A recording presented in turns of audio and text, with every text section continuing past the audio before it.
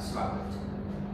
તો આપણે ક્વેશ્ચન જોવાનો છે હાઇડ્રોજનનો પરમાણુય વર્ણપટ સિદ્ધાંત। બહુ મસ્ત ક્વેશ્ચન છે, પરીક્ષા માટે ઇમ્પોર્ટન્ટ છે। તો હાઇડ્રોજનનો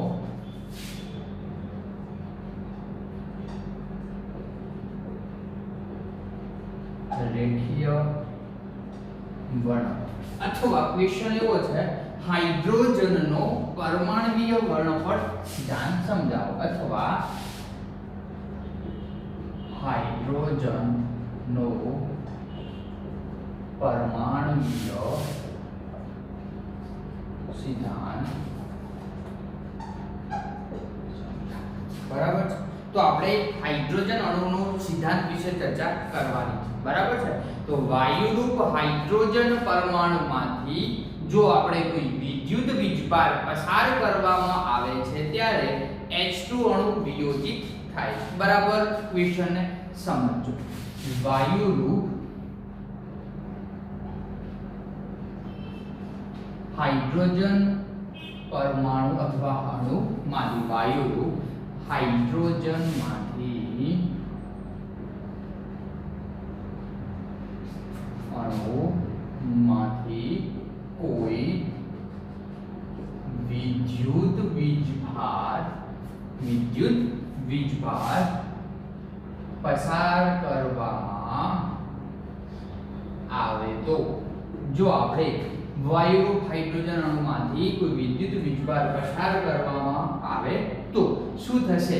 H2 અણુ એટલે કે હાઇડ્રોજન શું થાય છે? વિયોજિત થાય। વિયોજિત થાય નો મતલબ શું થાય? છૂટા પડવું। સુયોજિત થાય નો મતલબ શું થાય?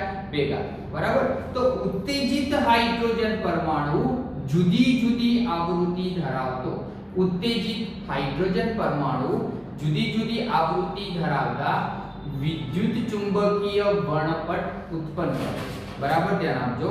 ઉત્તેજિત હાઇડ્રોજન પરમાણુ, તો અહીંયા આપણે હાઇડ્રોજન પરમાણુ શું કર્યો છે? અલગ કર્યો છે। તો ઉત્તેજિત હાઇડ્રોજન પરમાણુ એક જુદી જુદી આવૃત્તિ ધરાવતા શું? જુદી જુદી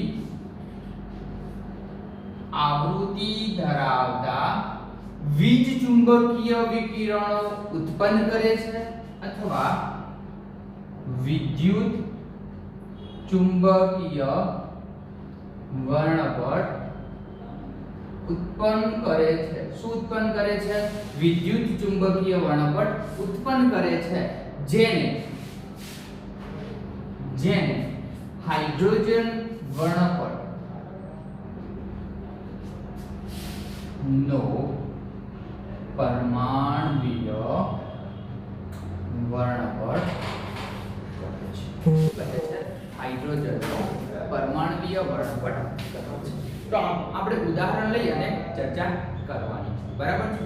તો હાઇડ્રોજન વર્ણપટ છે એ ચાર રેખાઓમાં અથવા ચાર જુદા જુદા પ્રકારમાં ચર્ચા કરી શકાય। તો ચાર વૈજ્ઞાનિકો છે એમણે હાઇડ્રોજન વર્ણપટની માહિતી આપી।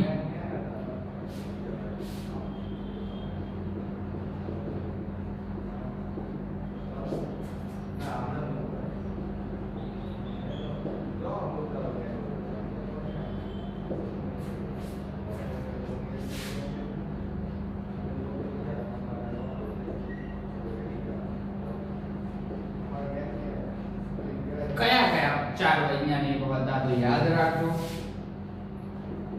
લાયમન,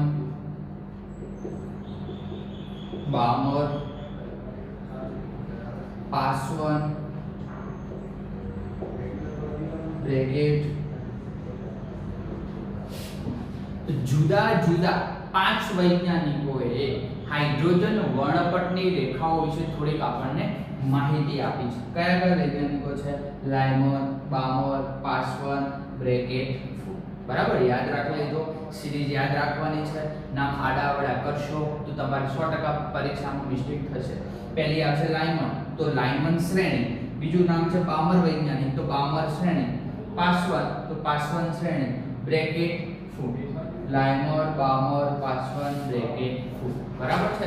તો આ જુદા જુદા વૈજ્ઞાનિકો છે એ હાઇડ્રોજન પરમાણુનું જે વર્ણપટ છે એમાં મહત્વનો ફાળો આપ્યો છે. બરાબર છે. તો આપણે એક ચર્ચા કરીએ બામર શ્રેણી. બરાબર છે. તો બામર શ્રેણી માટે આપણે એક સૂત્ર સાબિત કરવાનું છે. તો હાઇડ્રોજન પરમાણુનો વર્ણપટ જો બામર શ્રેણી માટે જોવામાં આવે. બરાબર છે. તો ધ્યાન આપજો 1885 માં કયો વૈજ્ઞાનિક હતો?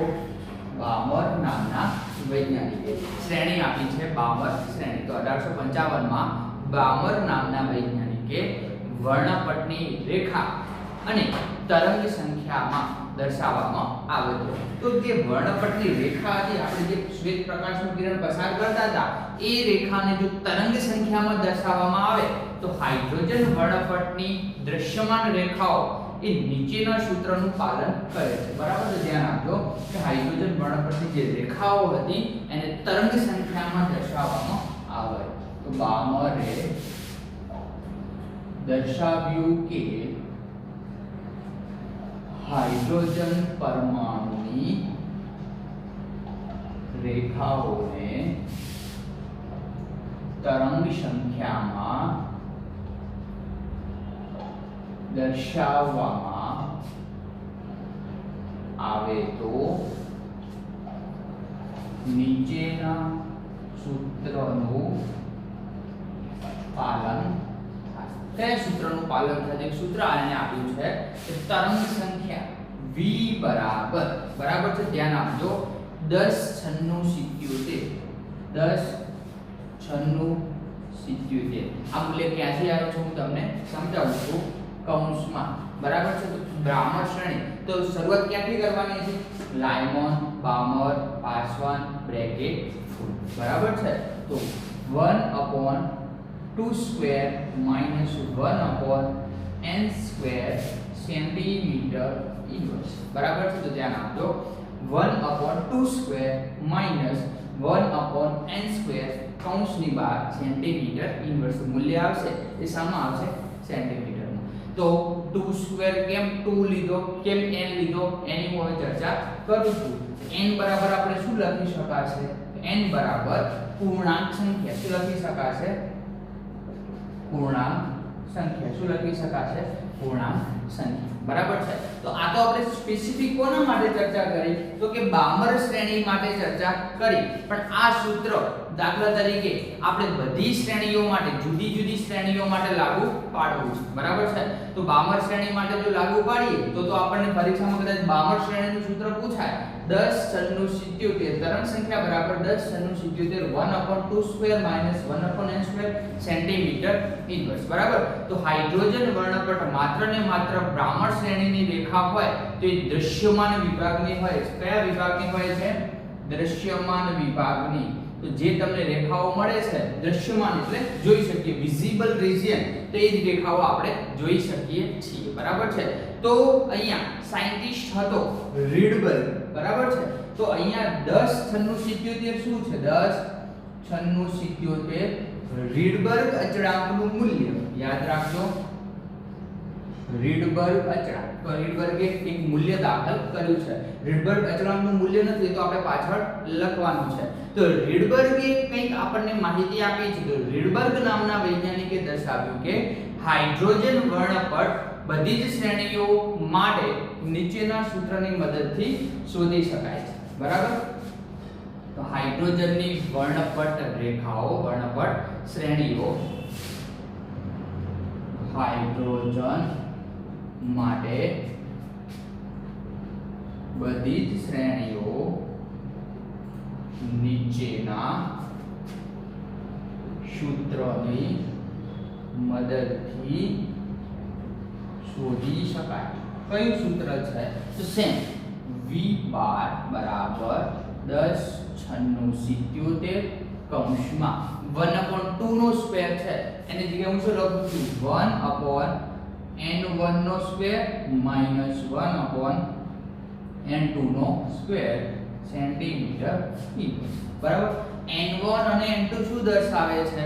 તો n1 અને n2 એ બંને આપણને જુદા જુદા ધન પૂર્ણાંક મૂલ્ય દર્શાવે છે. શું દર્શાવે છે? જુદા જુદા ધન પૂર્ણાંક મૂલ્ય દર્શાવે છે બરાબર તો આપણે એક લખી શકાય માટે જો n1 બરાબર તમે શું લઈ શકો ધન પૂર્ણાંક સંખ્યા શું લઈ શકો ધન પૂર્ણાંક સંખ્યા અને n2 બરાબર શું લખી શકાય તો n1 1 લઈ શકો n2 2 લઈ શકો આવા જુદા જુદા મૂલ્ય દર્શાવે છે શું છે હું ચર્ચા અહીંયા કરું છું બરાબર તો સૂત્ર યાદ રાખવાનું છે કે જો બામર શ્રેણી પૂછાય તો 1/2² - n² સેન્ટીમીટર ઇન્વર્સ જો કોમન સૂત્ર પૂછાય તો 10 1/n² - 1/n તો આપણે હવે એક ચાર્ટ દ્વારા બધી રેખાઓ સમજવી છે ધ્યાન આપજો અહીંયા લખું છું n1 કઈ રેખા લખું છું n બરાબર અહીંયા લખું છું n2 n3 n4 n5 સૂત્ર થોડું ઉપર લખી નાખું એટલે આપણને સમજવાનું થોડું સહેલું પડશે સૂત્ર હતું કે v બાર બરાબર 10 96 કૌંસમાં 1/n1² - 1/n2² સેન્ટીમીટર ઇન્વર્સ બરાબર અહીંયા જે રેખા બતાવું છું એ કોના માટે છે n ઇન્ફિનિટી માટે તો આ ક્યાં સુધી ચાલુ રહેશે અનંત સુધી ચાલુ રહેશે ચલો આ જે પહેલી શ્રેણી છે પહેલી શ્રેણી કઈ હતી લાયમન શ્રેણી કઈ હતી લાયમન તો અહીંયા હું શું લખીશ લાયમન બરાબર તો લાયમન શ્રેણીની અંદર લાયમન શ્રેણી તો લાયમન શ્રેણીની અંદર ઇલેક્ટ્રોનની સંક્રાંતિ ક્યાંથી થશે તો યાદ રાખજો કે બીજામાંથી જે બીજું શક્તિ સ્તર છે એમાંથી ઇલેક્ટ્રોન આવશે બરાબર એની ઉપર કયું છે ત્રીજું તો ત્રીજામાંથી ઇલેક્ટ્રોન પહેલામાં આવી શકે છે એની ઉપર છે ચોથું ચોથામાંથી આવી શકે છે એની ઉપર છે પાંચમું પાંચમામાંથી આવી શકે છે એની ઉપર છે ઇન્ફિનિટી બરાબર તો n1 બરાબર તો બધા જ શક્તિ સ્તરોમાંથી ઇલેક્ટ્રોન આવી શકે છે પછી આપણે કોના માટે જોયું n2 તો આપણે બીજું શક્તિ સ્તર કઈ શ્રેણી લેવાની છે બામર તો અહીંયા હું શું લખું છું કૌંસમાં બામર શ્રેણી બરાબર તો બામર શ્રેણીમાં ઇલેક્ટ્રોનનું શક્તિ સ્તર કયા ઇલેક્ટ્રોન અથવા કયા શક્તિ સ્તરમાંથી ઇલેક્ટ્રોનનું ઉત્સર્જન થઈ શકશે તો આ શ્રેણી તો જતી રહેશે તો ત્રીજામાંથી આવી શકશે ચોથામાંથી આવી શકશે પાંચમામાંથી આવી શકશે અને આગળથી પણ આવી શકશે બરાબર તો આ કઈ શ્રેણી થઈ ગઈ બામર શ્રેણી તો લાયમન બામર પછી શું આવશે પાર્શ્વ તો અહીંયા શું લખું ત્રીજું એટલે પાર્શ્વ બરાબર તો શું થશે ચોથામાંથી આવી શકશે પાંચમામાંથી આવી શકશે અનંતમાંથી આવી શકશે પછી આગળ છે લાયમન બામર પાર્શ્વ ચોથા નંબરની બ્રેકેટ તો શું થશે પાંચમામાંથી આવી શકશે અનંતમાંથી આવી શકશે તો આવી જુદી જુદી રેખાઓમાં ઉત્સર્જન થયેલું આપણને જોવામાં મળે છે શું જોવા મળે છે ઉત્સર્જન થયેલું જોવા મળે છે બરાબર તો આપણે ચર્ચા શાની કરી છે હાઇડ્રોજન પરમાણુનું પરમાણ્વીય સિદ્ધાંત બરાબર અથવા રેખીય સિદ્ધાંત બરાબર છે આટલા બે મૂલ્ય ખાલી સૂત્ર યાદ રાખવાના છે દાખલા ગણવા માટે પરીક્ષામાં આઈએમપી છે બરાબર છે ખાલી હવે થોડીક ચર્ચા એક ટેબલ આપેલું છે એ ટેબલની ચર્ચા આપણે અહીંયા કરી દઈએ છીએ ધ્યાન આપજો સાયન્ટિસ્ટોનું નામ યાદ રાખવાના છે અને હું ટેબલ દોરી અને તમને સમજાવવાનો ટ્રાય કરું છું બરાબર ચલો આપણને પહેલી આપેલી છે શ્રેણી તો આપણે કઈ કઈ શ્રેણી જોઈ લાયમન બામર પાર્શ્વન બ્રેકેટ બરાબર લાયમન બામર પાર્શ્વન બ્રેકેટ બરાબર અહીંયા આપણે એ લખવાનું છે કે જે તમને તરંગ લંબાઈ મળે છે એ કયા વિભાગની હોય છે કયા વિભાગની તો આપણે જોઈએ તો ધ્યાન આપજો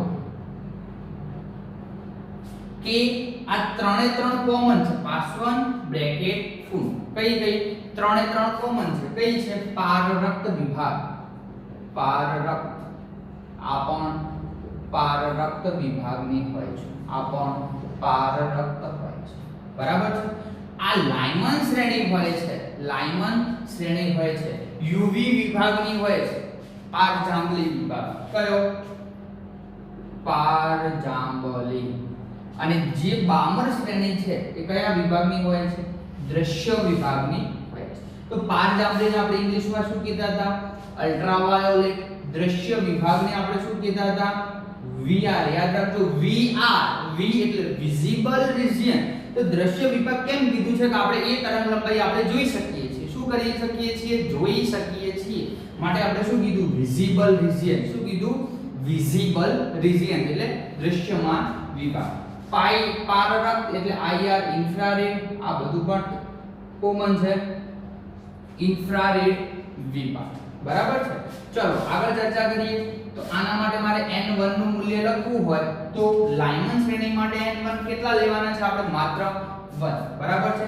તે મૂલ્ય આપણે લખી લઈએ છીએ 3 3 4 4 શ્રેણીઓ માટે.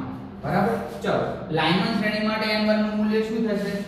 1. પછી કઈ આવે છે? બામર શ્રેણી. મૂલ્ય શું થશે?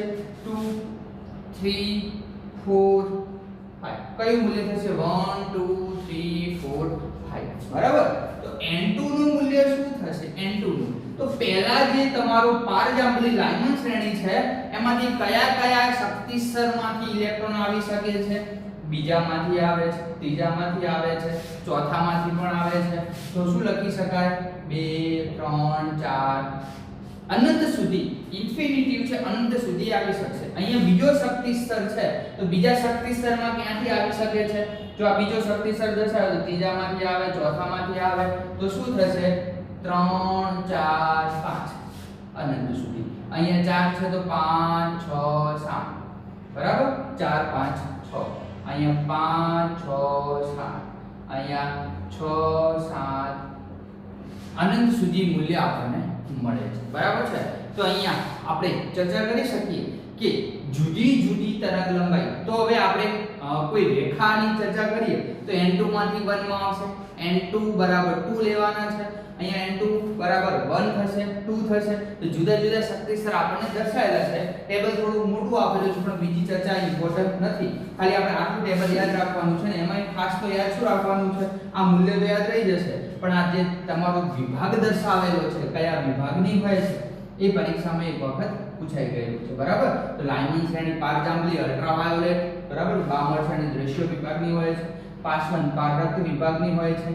પારરક્ત એટલે ઇન્ફ્રારેડ વિભાગની હોય છે. માત્ર બે સૂત્ર યાદ રાખવાના છે. તો આ ચર્ચા હતી હાઇડ્રોજનનો રેખીય વર્ણપટ અથવા હાઇડ્રોજનનો પરમાણુય વર્ણપટ સિદ્ધાંત સમજાવો. ક્લિયર છે? ફટાફટ આટલું લખી લેજો. પછી આપણે નવો સાયન્ટિસ્ટ લેવાનો છે બોહર. બોહરનો નમૂનો, બોહરની અભિધારણા એના તરફ જઈએ.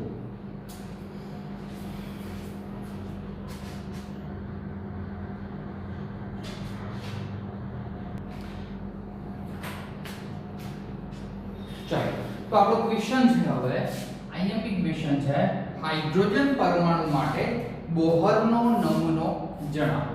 બરાબર. હાઇડ્રોજન પરમાણુ માટે બોહરનો નમૂનો. તો નિલ્સ બોહર નામનો સાયન્ટિસ્ટ. બરાબર છે. તો ધ્યાન આપજો. ઈસવીસન 1913 માં નિલ્સ બોહરે હાઇડ્રોજન પરમાણુ અને તેના વર્ણપટને પરિમાણાત્મક દર્શાવ્યો હતો. તો ઈસવીસન 1913 માં કયો વૈજ્ઞાનિક? Niels Bohr. ઈસવીસન 1913 માં નિલ્સ બોહર નામના વૈજ્ઞાનિકે નિલ્સ બોહર નામના વૈજ્ઞાનિકે હાઇડ્રોજન પરમાણુના વર્ણપટને શાના સાથે પરિમાણાત્મક દર્શાવ્યો તો H2 પરમાણુના વર્ણપટને પરિમાણાત્મક દર્શાવ્યો. બરાબર છે. તો આપણે હાઇડ્રોજન પરમાણુની ચાર શ્રેણીની ચર્ચા કરી હતી. એની અંદર લાયમન 5, લાયમન, બામર, પાસવન, બ્રેકેટ, ફૂડ. બરાબર છે. તો હવે જે તમારો આ બોહરનો નમૂનો છે એની કેટલીક લાક્ષણિકતા, કેટલીક અભિધારણા છે. બરાબર છે. તો આપણે પહેલી અભિધારણાની ચર્ચા કરી કે હાઇડ્રોજન ઇલેક્ટ્રોન અથવા હાઇડ્રોજનનો ઇલેક્ટ્રોન છે એ કેન્દ્રની આસપાસ વર્તુળાકાર માર્ગે ચોક્કસ ત્રિજ્યા અને ઊર્જા સાથે ગતિ કરે છે બરાબર તો લાક્ષણિકતા નંબર 1 શું કીધું કે પરમાણુનું કેન્દ્ર હોય એની અંદર પ્રોટોન હશે આજુબાજુ ઇલેક્ટ્રોન વર્તુળાકાર માર્ગે ગતિ કરતો હશે બરાબર જુદા જુદા શક્તિ સ્તરમાં તો કેન્દ્ર છે તો આ પહેલું શક્તિ સ્તર થશે n બરાબર શું હશે 1 આ શું હશે 2 આ 3 આ 4 બરાબર કેન્દ્રની આસપાસ ઇલેક્ટ્રોન ચોક્કસ ત્રિજ્યા અને ઊર્જા સાથે વર્તુળાકાર માર્ગે ગતિ કરતો હશે બરાબર હાઇડ્રોજનનો ઇલેક્ટ્રોન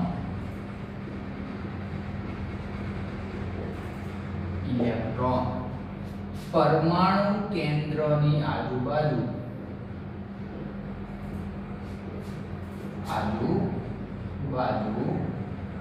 વર્તુળાકાર માર્ગે ચોક્કસ ત્રિજ્યા અને ઊર્જા સાથે ગતિ કરે છે બરાબર છે તો શું ચર્ચા કરી હાઇડ્રોજનનો ઇલેક્ટ્રોન પરમાણુ કેન્દ્રની આજુબાજુ વર્તુળાકાર માર્ગે સાની સાથે ચોક્કસ ત્રિજ્યા સાથે અને ઊર્જા સાથે ગતિ કરે છે બરાબર છે હવે આ જે વર્તુળાકાર માર્ગ છે આ વર્તુળાકાર માર્ગ એને આપણે કક્ષા કહેવાની છે યાદ રાખજો આ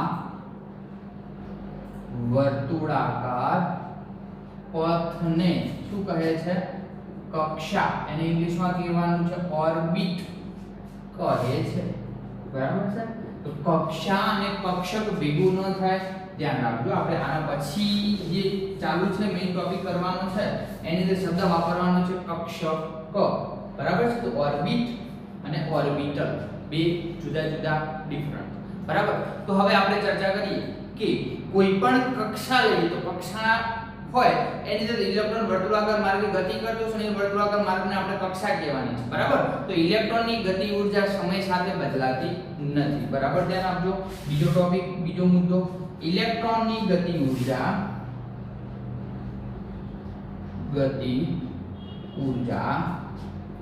સમય સાથે બદલાતી નથી શું થાય છે સમય સાથે બદલાતી નથી બરાબર તો ધ્યાન આપજો હું જે શક્તિ સ્તર દોરું છું અહીંયા દર્શાવું છું E2 અહીંયા દર્શાવું છું E1 બે જુદા જુદા શક્તિ સ્તર લીધા છે શું લીધું છે બીજા જુદા જુદા શક્તિ સ્તર તો પહેલા શક્તિ સ્તરમાંથી ઇલેક્ટ્રોન બીજા શક્તિ સ્તરમાં જશે તો આપણે એને શું કહેવાનું છે ઉત્સર્જન કહેવાનું છે શું કહેવાનું છે ઉત્સર્જન તો વ્યાખ્યા શું આપી શકાય કે કક્ષાઓની અથવા ઇલેક્ટ્રોન એ નીચી કક્ષામાંથી ઊંચી કક્ષા તો E શક્તિ સ્તર કેવો છે E1 નીચો E2 મોટો છે તો નીચા શક્તિ સ્તરમાંથી ઊંચા શક્તિ સ્તરમાં ઇલેક્ટ્રોન જાય છે તો આપણે એનું ઉત્સર્જન થયું છે એવું કહી શકશું ફરીવાર કહું છું કે નીચા શક્તિ સ્તરમાંથી ઊંચા શક્તિ સ્તરમાં જશે તો આપણે શું કહેવાનું છે ઉત્સર્જન થયું છે એવું કહી શકાશે તો અવશોષણ એટલે શું તો ઊંચા શક્તિ સ્તરમાંથી શામાં જશે નીચા શક્તિ સ્તરમાં બરાબર તો આને આપણે શું કહેવાનું છે અવશોષણ બરાબર અહીંયા મૂલ્ય શું હતું E2 માંથી શામાં આવે છે E1 માં તો આપણે એને અવશોષણ તરીકે ઓળખવાનું છે E1 માંથી E2 માં જશે તો ઉત્સર્જન થયું છે એવું કહી શકાશે તો નીચામાંથી ઊંચામાં જશે અથવા ઊંચામાંથી નીચામાં આવશે તો આપણે બે શબ્દ વાપરી શકશું ઉત્સર્જન અને અવશોષણ બરાબર છે આગળનો મુદ્દો કે જો બે સ્થિર કક્ષાઓનો અભ્યાસ કરો બરાબર તો બે સ્થિર કક્ષાઓ જેમની વચ્ચે ઇલેક્ટ્રોન અથવા ઊર્જાનો ફેરફાર એ કેવો હશે ડેલ્ટા E હોય તો તેમાં ઇલેક્ટ્રોનની સંક્રાંતિ થાય છે જે બે સ્થિર કક્ષાઓની ચર્ચા કરો છો બે સ્થિર કક્ષાઓ વચ્ચે ઊર્જાનો ફેરફાર ડેલ્ટા E હોય તો તેમની વચ્ચે ઇલેક્ટ્રોનની સંક્રાંતિ થાય છે બરાબર ધ્યાન આપજો કે બે સ્થિર કક્ષા એટલે સ્થિર છે બે સ્થિર કક્ષા વચ્ચે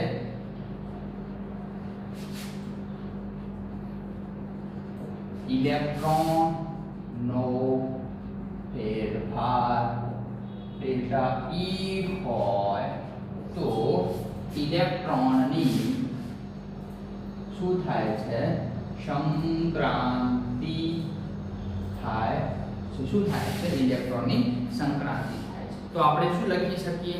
તો E નું સૂત્ર શું હતું? ડેલ્ટા E બરાબર E2 માઈનસ E1 બરાબર છે. પણ E બરાબર તો આપણે કંઈક લખ્યું હતું. શું લખ્યું હતું યાદ કરો? ડેલ્ટા E બરાબર h into v બરાબર. તો શક્તિમાં થતો ફેરફાર પ્લાન્ક અચળાંક h બરાબર છે. પણ મારે આવૃત્તિને સૂત્રનો કરતા બનાવો. v બરાબર આવૃત્તિ. તો શું થશે? h ક્યાં જશે? નીચે. ડેલ્ટા E ભાગ્યા h શું થશે? ડેલ્ટા E ભાગ્યા h બરાબર છે. તો ડેલ્ટા E તો બરાબર શું લખી શકાય? E2 E1. પણ અહીંયા હું લખી શકું કે v બરાબર આ h ને આ બાજુ લખું છું 1 upon h. શું લખું છું? 1 upon h. કૌંસમાં ડેલ્ટા E બરાબર શું લખી શકાય? E2 E બરાબર. તો મોટો જે શક્તિ સ્તર છે E2 એમાંથી આપણે શું બાદ કરવાનું છે? E1 બાદ કરવાનું છે બરાબર છે. તો આપણને મૂલ્ય મળે છે. તો આવૃત્તિ બરાબર h E2 E1. યાદ રાખજો h બરાબર શું છે? પ્લાન્ક અચળાંક જેનું મૂલ્ય કેટલું છે? 6.626 ગુણ્યા 10 ની -34 વારંવાર આપણે દાખલામાં ગણવાનું છે. જો તમને બે જુદા જુદા શક્તિ સ્તર વચ્ચેનો તફાવત આપેલો હોય તો મોટા મૂલ્યમાંથી નાના મૂલ્ય બાદ કરવાનું છે અને પ્લાન્ક અચળાંક 1/s તમે v આવૃત્તિ શોધી શકો છો. ઘણી જગ્યાએ v ને આપણે આ રીતે પણ દર્શાવી શકીએ છીએ બરાબર છે. તો હવે ચર્ચા કરીએ એક ચોથો મુદ્દો છેલ્લો બાકી છે. જો બે શક્તિ સ્તર વચ્ચેનો તફાવત લઈએ અને બંને શક્તિ સ્તરના મૂલ્ય બરાબર છે તો સ્થિર કક્ષા અને દાખલા તરીકે કોઈ વર્તુળાકાર માર્ગે ગતિ કરે છે બરાબર. તો ઇલેક્ટ્રોન એ ફક્ત ને ફક્ત ઓછી ઊર્જા ધરાવતી બરાબર ઇલેક્ટ્રોન એ ફક્ત એવી કક્ષામાં ગતિ કરે છે કે જેની કોઈપણ વેગમાન અથવા કોણીય વેગમાન mvr. તો કોઈપણ ઇલેક્ટ્રોનનું કોણીય વેગમાન આપણે શું લેવાનું છે? mvr. એ કોના સમપ્રમાણમાં અથવા કોના ધન પૂર્ણાંક સંખ્યા જેટલી હોય છે? તો n/2π ના પૂર્ણ ગુણાંક જેટલું હોય છે. તો કોઈપણ ઇલેક્ટ્રોન અથવા ઇલેક્ટ્રોનનું કોણીય વેગમાન બરાબર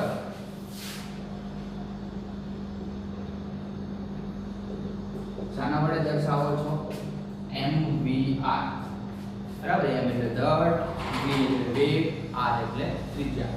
કોણીય વેગમાન mvr એ n/2π એ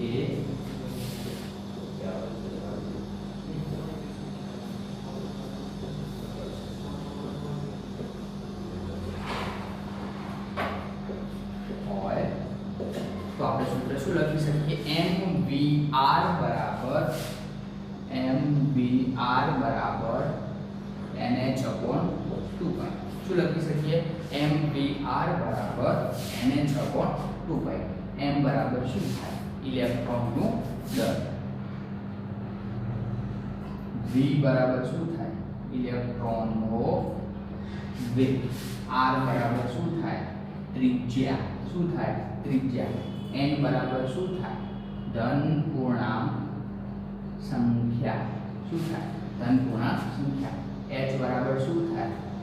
પ્લાન્ક અચળાંક. શું થાય? પ્લાન્ક અચળાંક બરાબર. પાઈ નું મૂલ્ય આપણે જાણી શકીએ છીએ. તો ઇલેક્ટ્રોન એવી કક્ષામાં ભ્રમણ કરી શકે છે કે જેનું કોણીય વેગમાન અથવા ઇલેક્ટ્રોન એવી કક્ષામાં ભ્રમણ કરી શકે જેનું કોણીય વેગમાન mvr એ nh/2π ના ધન પૂર્ણાંક સંખ્યા જેટલું હોય છે. તો આ ચર્ચા કરી આપણે બોહરનો પરમાણુ નંબર. અભિધારણા 2-3 બાકી છે, આપણે નેક્સ્ટ વિડિયો લેક્ચરમાં જોઈશું. ક્લિયર છે? Thank you very